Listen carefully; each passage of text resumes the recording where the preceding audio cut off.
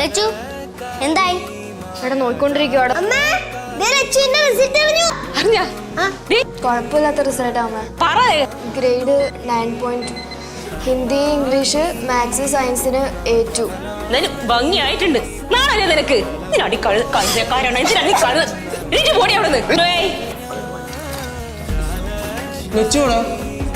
ഓ അവിടെ കിടന്ന് കരയുണ്ടാവും. ലച്ചു ഇത് കഴിക്ക്, അതിന് കുറവൊന്നും വരുത്ത. എനിക്ക് വേണ്ട. ജീവിതത്തിലെ ഏറ്റവും പ്രധാനപ്പെട്ട കാര്യത്തിനാണ് അവൾ ഏറ്റവും കൂടുതൽ ഉഴപ്പിൽ.